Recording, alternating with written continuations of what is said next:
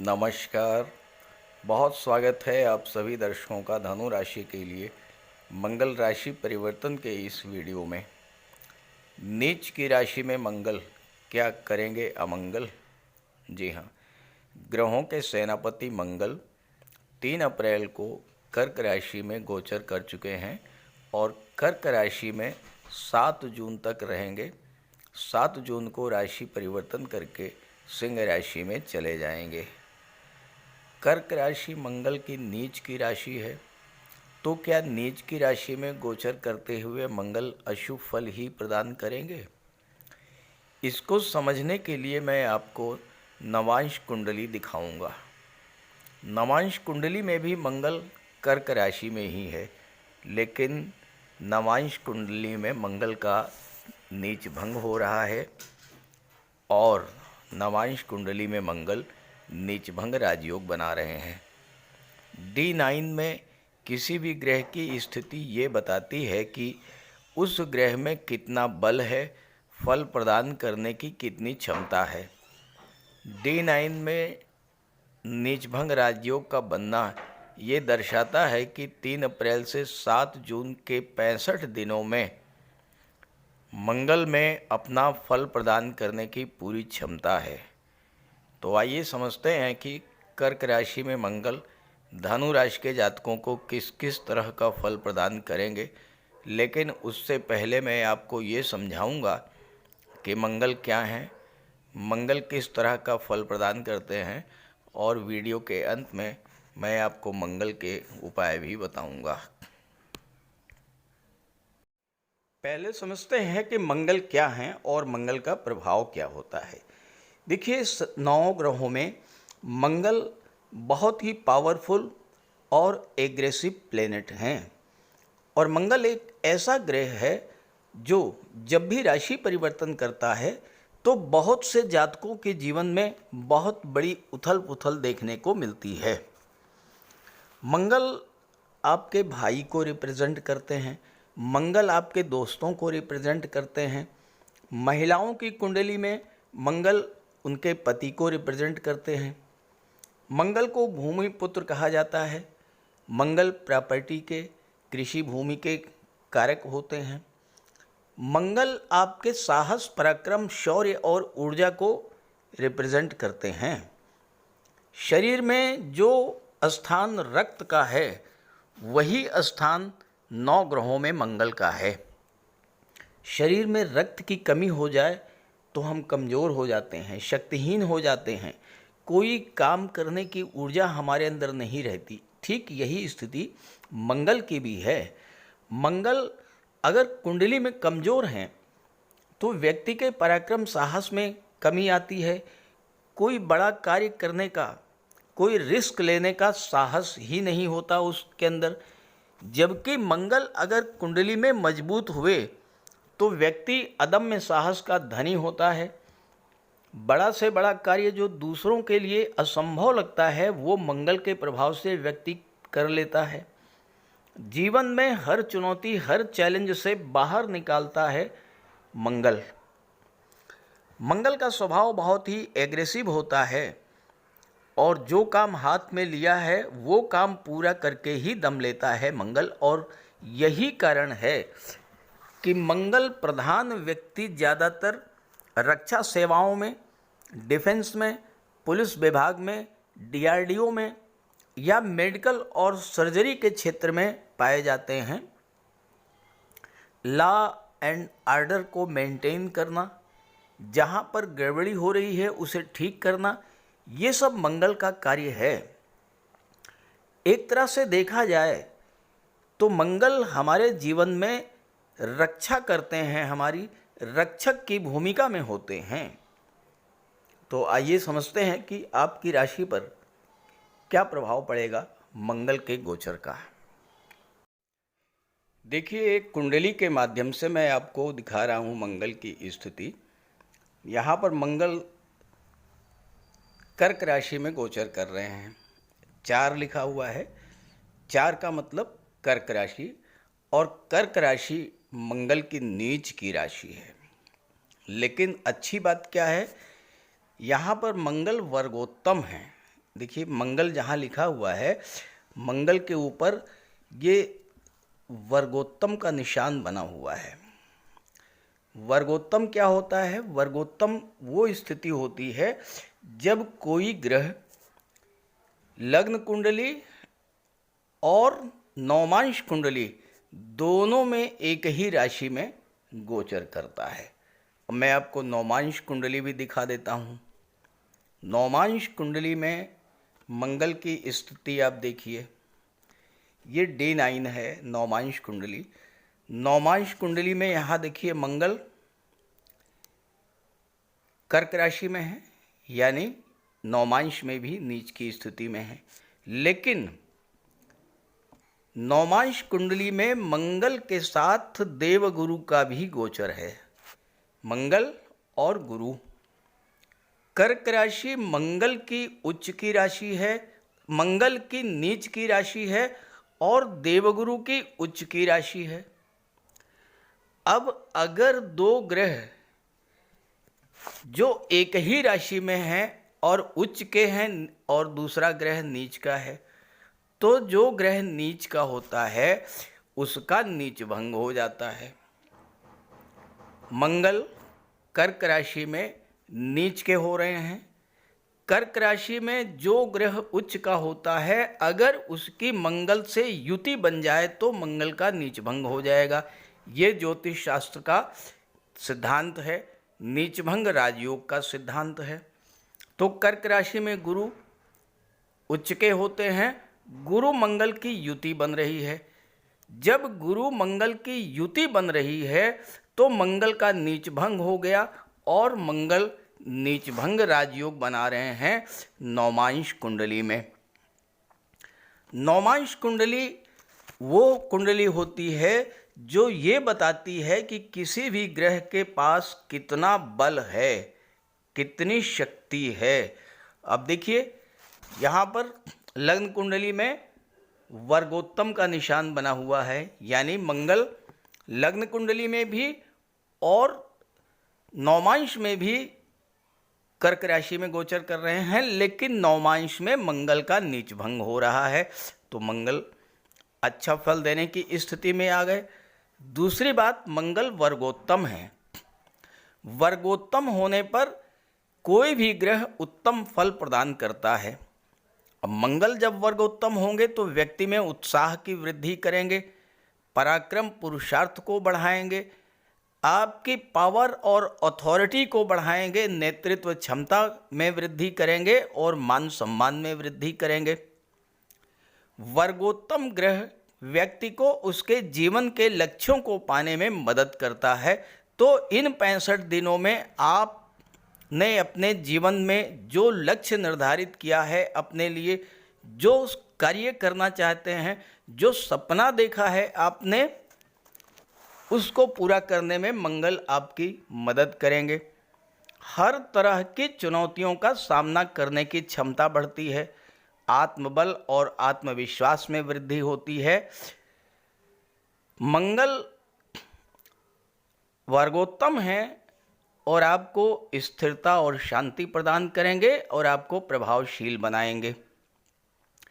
चूंकि नवमांश में नीच भंग राजयोग बना रहे हैं, इसलिए इस गोचर काल में इन 65 दिनों में मंगल अच्छा ही फल प्रदान करेंगे।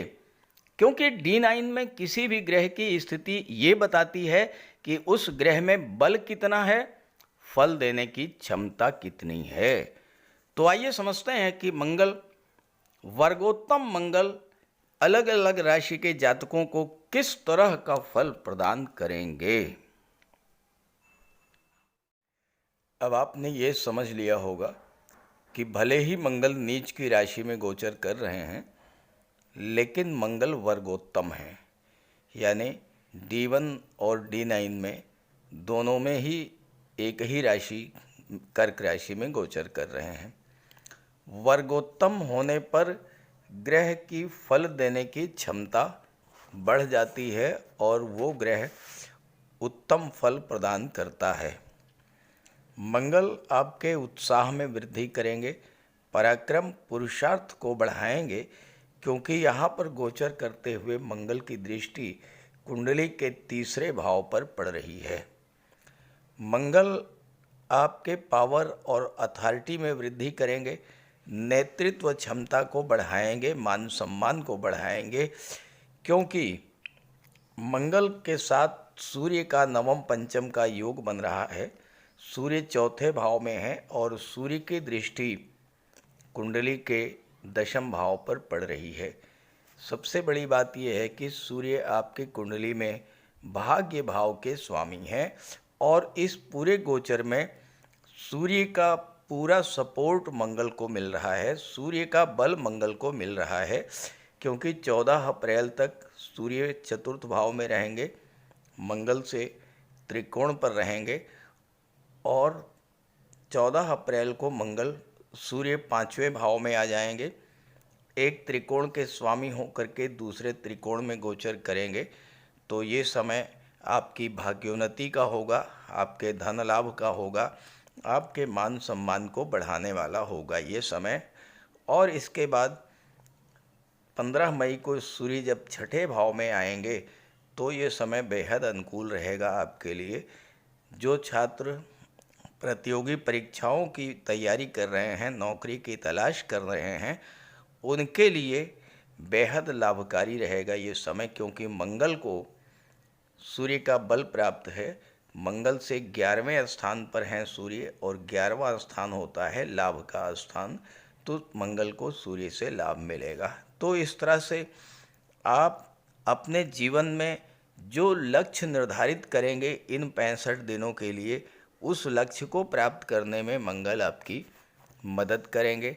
हर तरह की चुनौतियों का सामना करने की क्षमता प्रदान करेंगे, आपके आत्मबल और आत्मविश्वास में वृद्धि करेंगे, साथ ही साथ आपको स्थिरता प्रदान करेंगे, शक्ति प्रदान करेंगे और आपको प्रभावशाली बनाएंगे।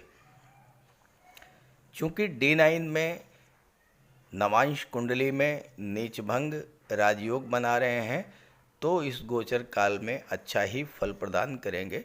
हालांकि कुछ सावधानियां आपको रखनी पड़ेंगी, उस पर भी चर्चा करेंगे। मंगल 8वें भाव में है। 8वां भाव आकस्मिक घटनाओं का होता है, आकस्मिक धन लाभ का होता है और मंगल का संबंध कुंडली के 11वें भाव से भी बन रहा है और धन के भाव से भी बन रहा है।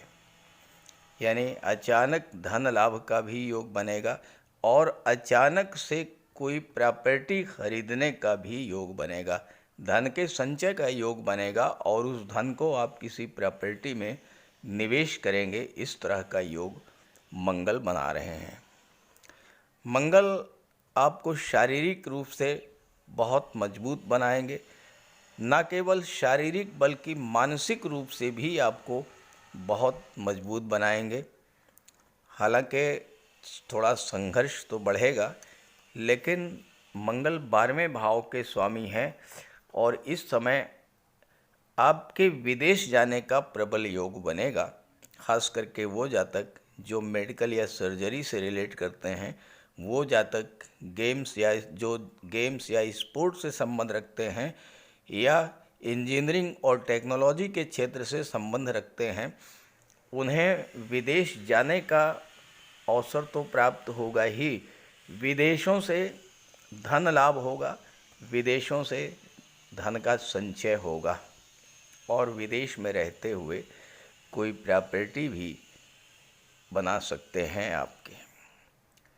मंगल पर अगर सूर्य, शनि, राहु या केतु की दृष्टि पड़े तो एक्सीडेंट, चोट चपेट की घटनाएं बढ़ती हैं, सर्जरी का योग बनता है। और चूंकि राहु 18 मई तक चौथे भाव में रहेंगे, राहु की दृष्टि मंगल पर पड़ती रहेगी, तो इस गोचर काल में आपको बेहद सावधान रहना पड़ेगा वाहन चलाते समय। और अगर कोई ब्लड संबंधी रोग है, आपको पाइल्स की प्रॉब्लम है, हार्ट पेशेंट हैं आप, हाई ब्लड प्रेशर की समस्या है, तो ऐसी स्थिति में आपको स्वास्थ्य संबंधी समस्याओं से जूझना पड़ सकता है। और चूंकि 12वें भाव के स्वामी हैं, अचानक से आपका स्वास्थ्य इतना खराब हो सकता है कि आपको अस्पताल में भी भर्ती होना पड़ सकता है और अचानक से आपके फालतू खर्च भी बढ़ सकते हैं। इस बात को मन में रख करके चलिएगा, बहुत ध्यान से समझिए इस बात को। हालांकि 8वें भाव का मंगल मेडिकल के क्षेत्र में, सर्जरी के क्षेत्र में, रक्षा अनुसंधान के क्षेत्र में और अग्नि संबंधी कार्यों में जो लोग ऐसे कार्य कर रहे हैं उनके लिए बहुत अच्छा फल प्रदान करता है। शत्रुओं पर विजय दिलाते हैं। यात्राएं आप जरूर करेंगे, लेकिन यात्राओं से आपको सकारात्मक फल मिलेगा, यात्राओं से आपको लाभ मिलेगा। लेकिन ध्यान रहे कि चूंकि राहु की दृष्टि पड़ रही है तो अपने सामान की सुरक्षा रखें यात्रा के दौरान और अपने स्वास्थ्य का भी विशेष ध्यान आप रखें। आप देखिए, आप धनु राशि के जातक हैं, आपके लिए मंगल भी कारक हैं, सूर्य भी कारक हैं, लेकिन चूंकि 8वें भाव में है मंगल और 8वें भाव का नकारात्मक प्रभाव तो पड़ेगा। भले ही वर्गोत्तम है, आकस्मिक धन लाभ भी आपको करा देंगे, ससुराल पक्ष से आपको लाभ करा देंगे, यात्राओं से लाभ करा देंगे, अचानक कहीं से आपको मोटा पैसा मिल सकता है, इंश्योरेंस के क्षेत्र से, मार्केटिंग के क्षेत्र से, रियल इस्टेट से आपको अच्छा पैसा मिल सकता है। आप शेयर ब्रोकर हैं, कमीशन एजेंट हैं, प्रॉपर्टी डीलर हैं, ऐसे क्षेत्रों से आपको बहुत अच्छा पैसा मिल सकता है। लेकिन मंगल की दृष्टि वाणी के भाव पर है और मंगल जो हैं वो क्रोध और उग्रता के कारक हैं। तो अगर आपने अपने क्रोध पर, अपनी उग्रता पर संयम नहीं रखा, वाणी पर नियंत्रण नहीं रखा, तो आप 11वां भाव आपके फ्रेंड सर्किल का होता है। आपके मित्रों से, आपके फ्रेंड सर्किल से आपके रिलेशंस खराब हो सकते हैं। दूसरा भाव आपके परिवार का होता है, आपके परिवार के साथ आपके रिलेशंस खराब हो सकते हैं। तीसरा भाई बहनों का होता है, आपके भाई बहनों, मित्रों, पड़ोसियों से आपके रिलेशंस खराब हो सकते हैं। और एक बात का विशेष ध्यान रखना है, चूँकि राहु की दृष्टि मंगल पर लगातार पड़ती रहेगी और राहु मंगल पर दृष्टि डाल रहे हैं, मंगल लाभ के भाव पर दृष्टि डाल रहे हैं। अचानक से मोटा पैसा कमाने के चक्कर में, रातों रात अमीर बनने के चक्कर में शॉर्टकट का मार्ग आप अपना सकते हैं, या जुआ, सट्टा, लॉटरी या किसी शॉर्टकट के तरीके से आप धन कमाने का प्रयास कर सकते हैं, क्योंकि मंगल पंचम के स्वामी हैं और 5वां भाव जुआ, सट्टा, लॉटरी इन सब को दर्शाता है। हाँ, शेयर मार्केट में आप निवेश कर सकते हैं। 14 अप्रैल के बाद जब सूर्य पंचम में आएंगे तो उस समय शेयर मार्केट में लॉन्ग टर्म के लिए निवेश आपके लिए बेहतर रहेगा, लेकिन शॉर्टकट से बचें और अनैतिक तरीके से धन कमाने से भी आपको बचना होगा। यहाँ मंगल आपकी इंट्यूशन पावर को बढ़ा देंगे, साथ ही साथ आपको हाइपर एक्टिव भी बना देंगे। कार्य क्षमता आपकी बहुत बढ़ जाएगी, आपके अंदर अत्यधिक ऊर्जा का संचार रहेगा। और चूँकि मंगल 5वें भाव के स्वामी होते हैं, 5वां भाव शिक्षा का होता है, जो छात्र शिक्षा से जुड़े हैं, किसी क्रिएटिव फील्ड से जुड़े हैं, सरकारी नौकरी की तलाश कर रहे हैं, उनको उनकी मेहनत का फल 15 मई के बाद मिलना शुरू हो जाएगा, जब सूर्य 6ठे भाव में आएंगे। मंगल के प्रभाव से आपके अंदर एक नई ऊर्जा का संचार होगा, कार्य पर फोकस बढ़ेगा, पढ़ाई में मन लगेगा और आपको सफलता मिलने का भी योग बनेगा, क्योंकि सूर्य आपके भाग्येश होते हैं। भाग्य भाव के स्वामी जब छठे भाव में गोचर करते हैं तो किस्मत के सितारे बुलंद होते हैं और आपको सफलता मिलती है। हाँ, लव रिलेशंस के लिए मंगल बहुत अच्छे नहीं होते हैं और ना ही सूर्य अच्छे होते हैं। तो इन 65 दिनों में आपको अपने रिलेशंस को सामान्य रखना होगा। वाणी पर नियंत्रण रखिएगा, किसी हॉट टॉक से बचिएगा, किसी तरह की गलतफहमी से दूर रहिएगा और सामान्य तरीके से चलेंगे आपके रिलेशंस। बहुत ज़्यादा उसमें कोई विशेष परिवर्तन नहीं होगा।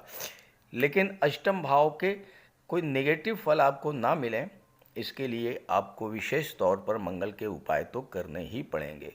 तो बात करते हैं उपायों पर। मंगल का सबसे बड़ा उपाय है बजरंगबली की उपासना करना। आप बजरंगबली की उपासना कीजिए, बजरंगबली के मंदिर में जाइए, उनके चरणों का सिंदूर अपने मस्तक पर धारण कीजिए, साथ ही साथ हनुमान चालीसा का पाठ कीजिए, बजरंग बाण का पाठ कीजिए। मंगलवार के दिन अगर आप व्रत रख सकें तो मंगलवार का व्रत रखिए।